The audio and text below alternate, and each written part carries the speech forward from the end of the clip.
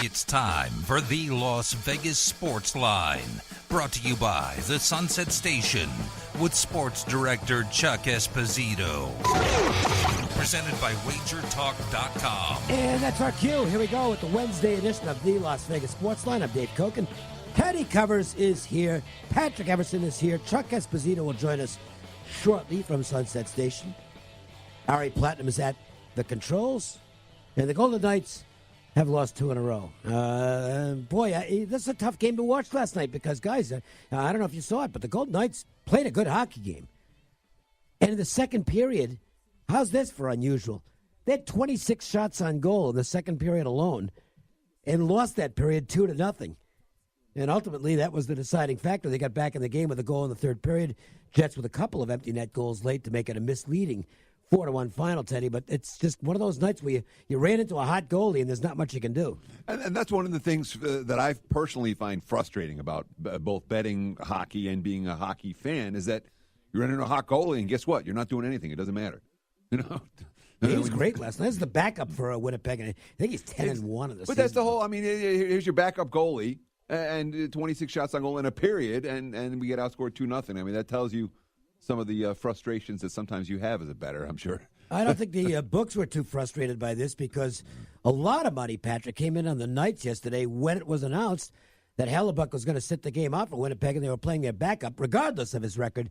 That got people to the window with the Golden Knights. Yeah, and I think this was a game I was talking about early in the week with MGM books, too, on Monday, ahead of it. And they were, they're like, look, when the Knights are plus money, the public already is going to like that because that doesn't happen too often, especially over the last month or so. They've been playing really, really well, as you guys have noted many times here on this show. So I'm sure they didn't mind that. I will say, though, and then this caught me by surprise a little bit. I was talking with John Murray about noon today, prepping for the show, and he said there actually were some wise guys betting the Jets, and they took us a very modest, nothing serious, but just a little loss on the game. Because they sit on some of the away games, and this was one of them, I guess, which again is surprising under the circumstances with the backup goalie for the Jets and so forth. That just not as much public handle. If this had been a home game, it's an entirely different thing. Yeah, I could buy that, and I think the perception among a lot of the people who like to bet the Knights because it's their favorite team is that this was going to be a tough game anyway. Winnipeg's really good at home, so it was a game maybe some of them laid off. Period. I'm curious. Is there really that big a dichotomy between what the Knights take for home games versus what they take for road games? That's been relayed to me by today by John, definitely regularly by MGM. It's the home games. Remember, MGM's got all these books that are in relative close proximity to the arena. People are walking by. They're like, hey, let's get down in the game. So I know it's the case for MGM. I'm not sure it's always the case, but it seems to be brought up pretty regularly that it's the home games where they really – because they're going to be favorites. The puck line's in play. When they're underdogs, the puck line comes a little out of play because the public's like, I don't want to lay minus money, on minus one or on plus 1.5 goals. So it does affect it a little bit. Makes sense. All right, well, let's get to some of tonight's action. Then we'll get to Chuck Esposito to talk some NFL playoffs this weekend. Right now, though, time for our Wednesday MJ Christensen Diamonds 4 at 4. 1, 2. Bring it to the boat. Put them fours up. Put the fours up, I said. Do it right now. Tonight's action is just around the bend, and the guys want to get your night off to a great start. 4. It's the Las Vegas Sports Lines 4 at 4. Not 1, not 2, not 3, but 4.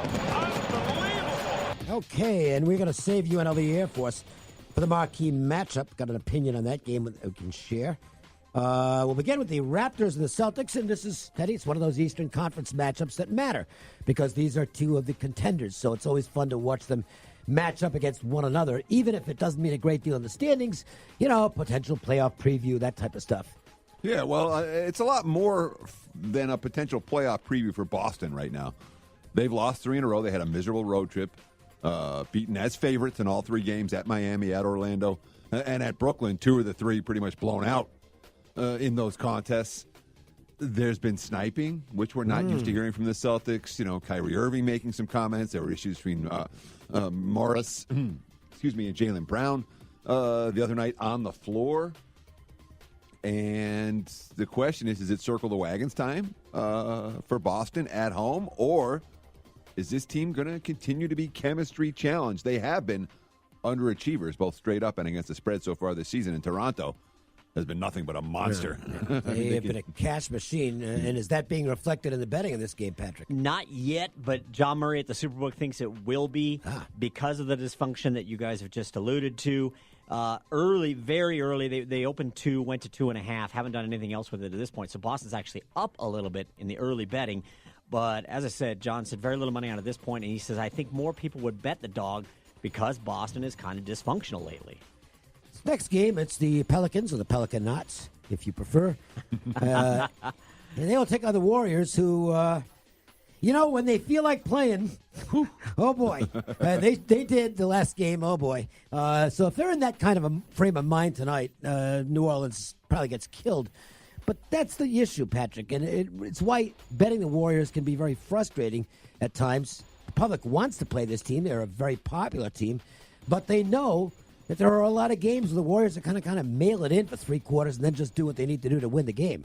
Right, and I wouldn't be surprised, as you said, after watching last night. I mean, holy moly. What was 51 points in the first quarter? And at one point, the in-game total was like 260. It was fun to watch in some respects. But like you said, on a back-to-back, going back home against a team that's probably not going to put up the fight that the Nuggets could have put up. And the Nuggets made a couple of runs there, and the Nuggets are a very talented team. No question. They entered that game with a better record by like percentage points than the Warriors. So, yeah, it can be a frustrating situation to put for bettors to be put in. That said, and maybe reflecting that, John Murray said a guy bought it from 7 to 6.5 and put $10,000 on the Warriors tonight. So, but he thinks the public may come in too. Just I don't know if they will or not. And see, this is the difference between markets now and markets years ago. Mm-hmm. It's a sharper market now. Public doesn't matter at all in the NBA. Really? Public money is completely irrelevant in the NBA market, just like it's in the college hoops market. Right. But what I'm saying here is that I think the sharper market is going to look at this and say, well, we know what the Warriors wanted to make a statement last night against the team that's sitting in number 1 spot in the Western Conference. Now they go back to being kind of okay, let's just do what it takes to win Warriors against the Pelicans at a big number. And it would make me look at the Pelicans side to, kind of hang around at least early on in this game. Well, I'll give you something else that may help you with your case if you're trying to make one for New Orleans. The Rockets are 12-4 against the spread as double-digit favorites this year. They've been very good at blowing out the teams they're supposed to blow out. In the remainder of their ball games, they're 7-21, a 25% ATS proposition. You said Rockets. You meant Warriors? I meant Warriors. Okay. Yeah. I don't know why I said Rockets. I'm thinking about the Rockets. They're playing tonight as well. But the Warriors, 12-4 when laying doubles and 7-21 when they're not laying doubles in every other role. That's not exactly a money-making proposition in this point spread range. And it's a Pelicans team. You look at their straight-up record on the highway, you say this team stinks. If you look at what they're doing lately, since Mirotic, and I always bring this guy up. Yeah, he's so valuable. And as soon as he comes back, boom, there they are on the road, winning games. They won at the Clips. They covered the other game on this road trip already. We saw this last year when he was with the Bulls. They were really awful until he came back on the floor, and then they took off. And I meant that they didn't cover. They were competitive in defeat at Minnesota the other night. And I wouldn't be shocked at all if they're competitive defeat at Oracle Arena tonight. Creighton and St. John's early game in the Big East. I think it's a 3:30 tip. Creighton coming off a game with Villanova. They fought very hard in the game, but could not stay with the Wildcats in the second half. Villanova starting to put things together, by the way.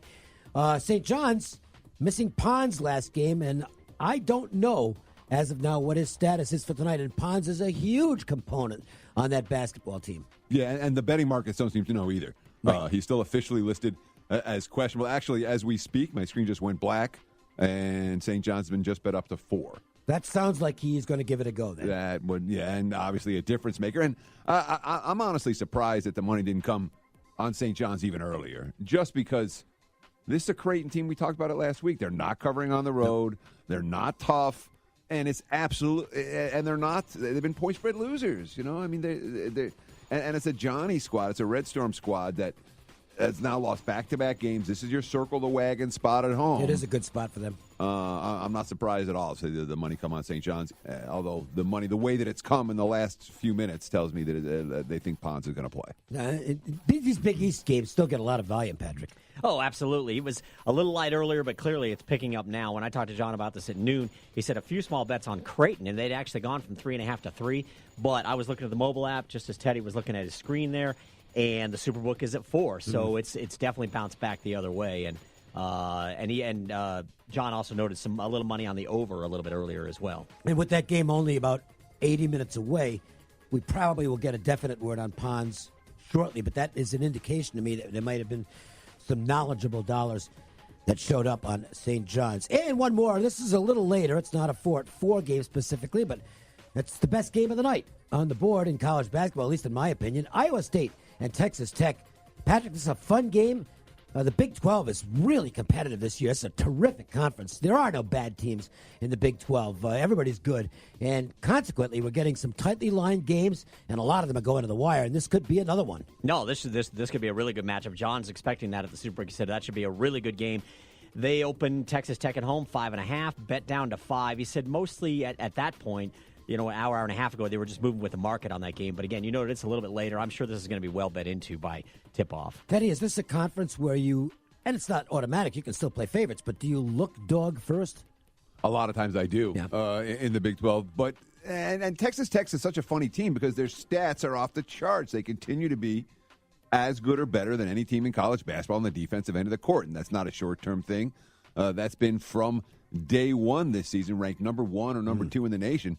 In category after category, and yet they're not covering numbers.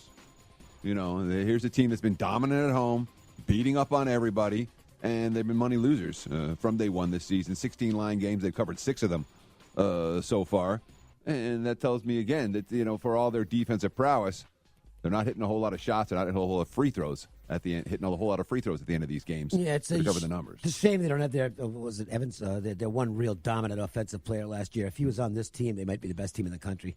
As it is, they're pretty good though. And Texas Tech with that defense and shorter lines come NCAA tournament time, they're going to be a tough out. And that might be the time to start betting on the Red Raiders. Chris Beard is doing a magnificent job with that team. Time to bring in Chuck Esposito. Chuck's usually with us on Mondays, but this week it's Wednesday. Just as long as we got him in for a day, because I love talking NFL with Chuck Esposito, the main guy at the Sportsbook at Sunset Station, part of Station Casinos and their wonderful family of hotel casinos around Southern Nevada. Hi, Chuck. What's going on? I'm good, guys. How are you guys doing? It's just, kind of midweek, waiting for these 2 big games on Sunday. Seeing great early action on these games and, both hovering around that ever key 3. See if either one of them can get off the number they're on. But overall, it should be fun. Just 2 really, really good matchups. So let's first talk about the Patriots and Chiefs, because last weekend was just a complete aberration from a betting standpoint.